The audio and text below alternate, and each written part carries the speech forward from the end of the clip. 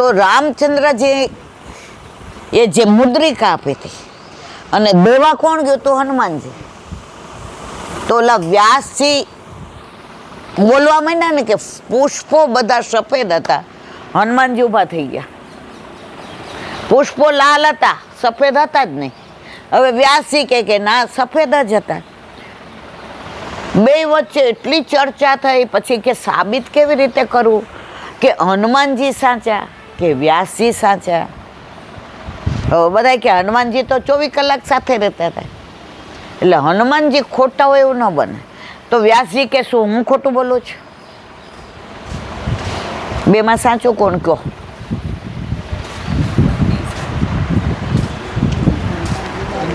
હવે સાંભળો. ત્યારે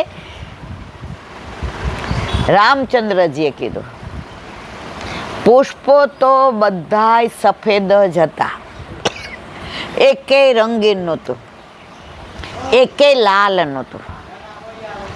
પણ હનુમાનજીને રાવણ ઉપર એટલો ગુસ્સો હતો કે મારી માને, મારા સીતાજીને રામથી વિખૂટા કર્યા. જે મારી છાતી ખોલું તો અંદર રામચંદ્રજી ભગવાન છે, એ મારી માને લઈ ગયા. તો આંખમાં એટલી બધી એને દાજ હતી કે આંખો લાલ થઈ ગઈ હતી. એટલી આંખો લાલ થઈ ગઈ કે બધા સફેદ પુષ્પો એને લાલ દેખાડા.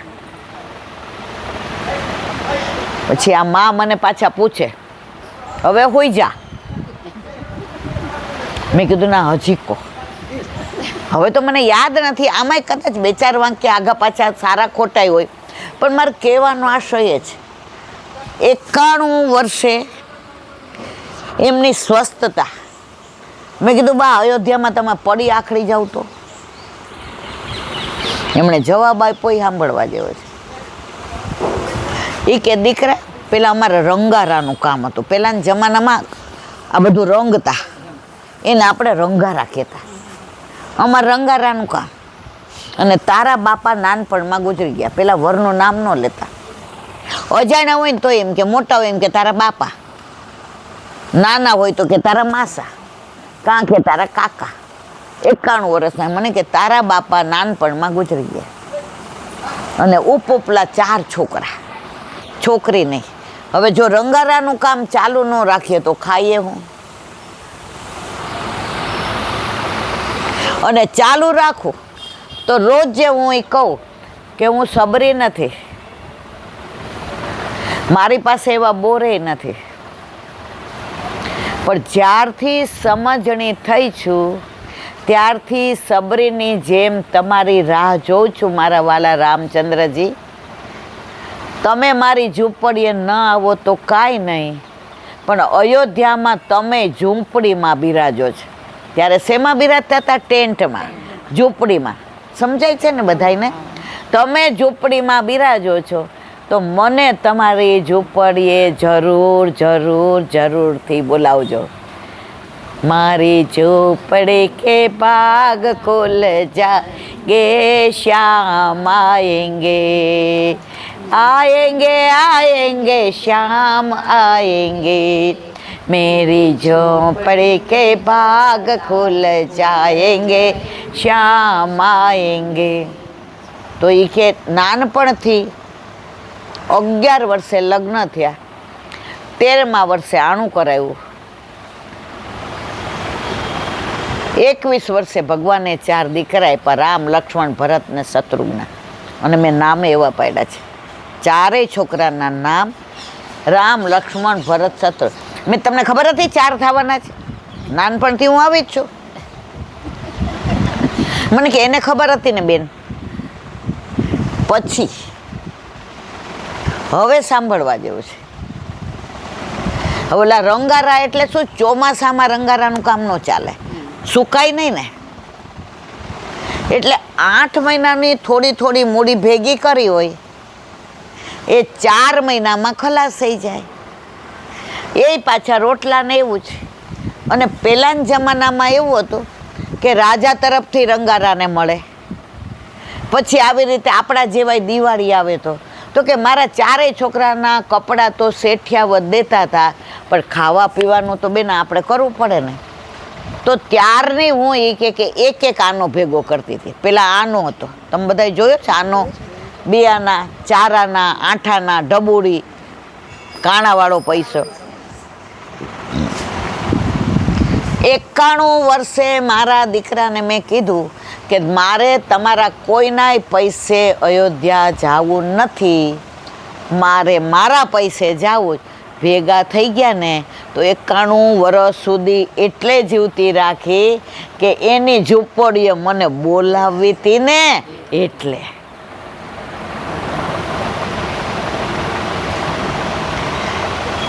તો અત્યારે હું આ તારી બાજુમાં બેઠી છું.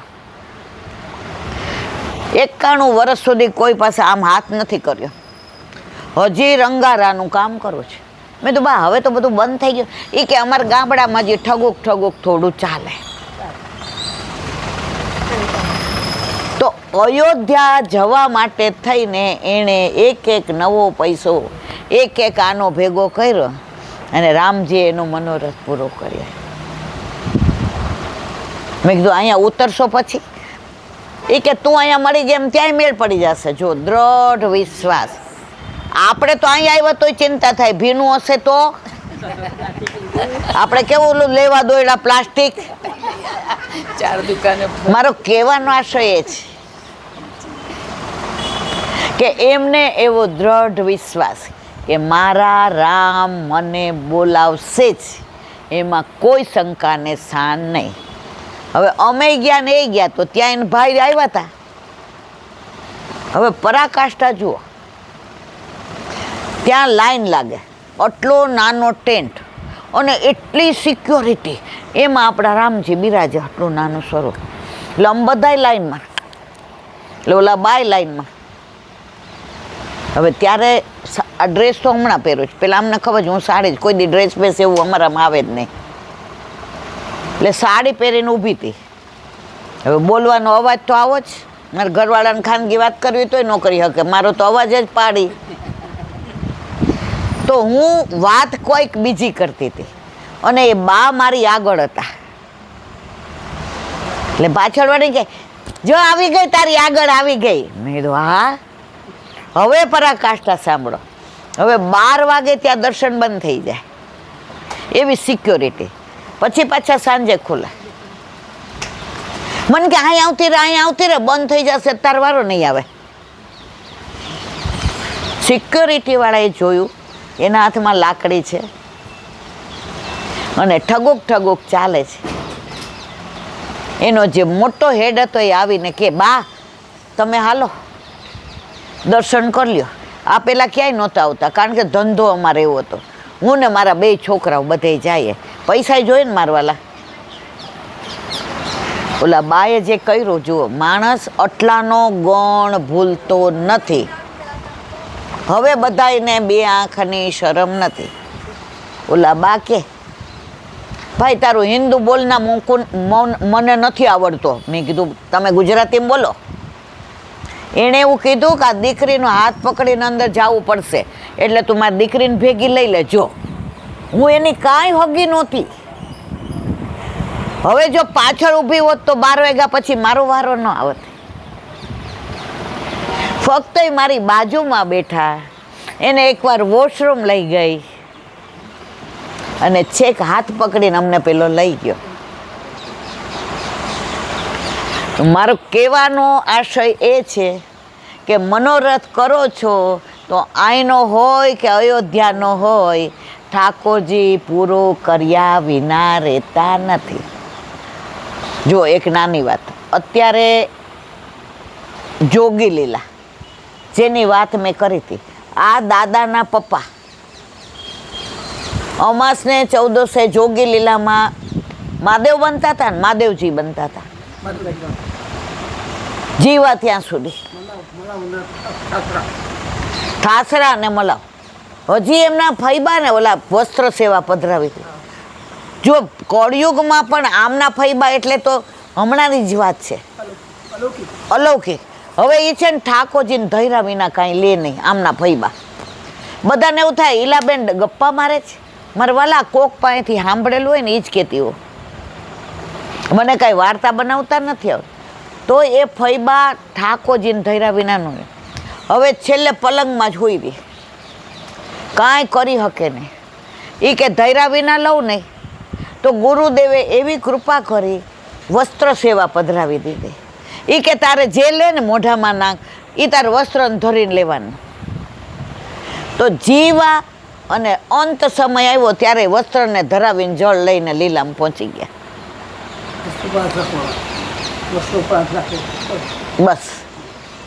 તો આ બધી વાતો કરતા હોય તો પુષ્ટિ માર્ગ તો આજે પણ એવો જ છે. 84, 252 હતા નહીં, અત્યારે પણ છે. એટલે આ પુષ્ટિ માર્ગ ટકી રહ્યો છે. હવે વાત કરું ઢાઢી ને ઢાઢણની. પહેલાંના જમાનામાં ચારણો આવતા, એ આપણી આખા વંશની વંશાવલી બોલે. તમારા આવતા ગામડામાં? અમારા આવતા. આખી આપણી વંશાવલી એનામાં હોય. હા. આરાધ્ય આકાશ, આકાશ રેખવ, રેખવ જગજીવન, જગજીવન વચરાજ, વચરાજ દેસાઈ, દશા, દશા એટલે દેસાઈ. 7 પેઢીનું આપણને સંભળાવે અને બધાયનું વર્ણન કરે કે આ આરાધ્ય ભણે છે, આકાશ આ કરે છે અને આમને પ્રેસ. પછી જગજીવન વચરાજ દેસાઈ એમ કે આ પિક્ચરમાં પૈસા રોકતા. પછી આ દશા હતા તો એને એમ કે જમીન હતી. બધાનું બોલે. તો આ ઢાઢીને ઢાઢણ આવે એ સારા, તમારા ઘરે દીકરો આવે કે તમારા ઘરે સારું હોય તો એ હક કરવા આવે. તો ગોકુળમાં ઢાઢીને ઢાઢણ આવ્યા. કેમ આવ્યા? અત્યારે ઠાકોરજીનો પ્રાગટ્ય ઉત્સવ. તો 2 વર્ષ પહેલા કોના ઘરે ગયા હતા? રાધાજીને ત્યાં. રાધાજી 2 વર્ષ મોટા. તો ત્યાં એટલું બધું લઈ આવ્યા હતા. ત્યારે એણે વૃષભાનજીને કહ્યું હતું, તમારા ઘરેથી ને આ માગીને જાય છીએ, હવે નંદ બાવાને ત્યાં કાંઈ આવશે તો જાશું, બાકી જિંદગીમાં કોઈ પાસે હવે માગશું નહીં. કેટલો વિશ્વાસ કે નંદ યશોદાજીને ત્યાં ચોક્કસ અહીંયા લાલી આવી છે તો લાલો આવશે. હવે સમાચાર મળ્યા. નંદ કે આનંદ ભયો જય કનૈયા લાલ કી, નંદ કે આનંદ ભયો જય કનૈયા લાલ કી.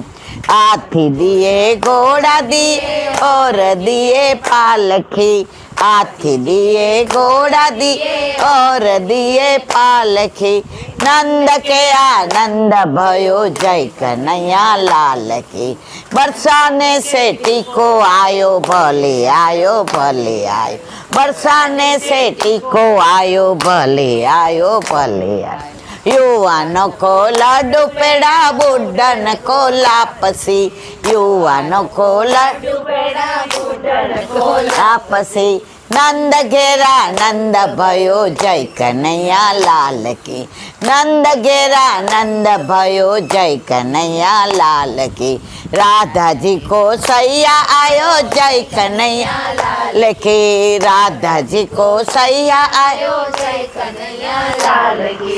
दाऊ जी को भैया आयो जय कन्हैया लाल की, दाऊ जी को भैया आयो जय कन्हैया लाल के. नंद घेरा नंद भयो जय कन्हैया लाल के, नंद घेरा नंद भयो जय कन्हैया लाल के, नंद घेरा नंद भयो जय कन्हैया लाल. હવે નંદ બાવાને ત્યાં આવતા હતા તો રસ્તામાં ઘરેથી નીકળ્યા એટલે ઢાઢણે કીધું, એ અહીંયા બેહો મારી પાસે, હું સમજાવું ને એવું કરવાનું છે. ત્યાં જઈને દરેક જગ્યાએ માગવાનું હોય ને, નંદ બાવાને ત્યાં માગવાનું નથી. એટલે ઢાઢી બેઠા.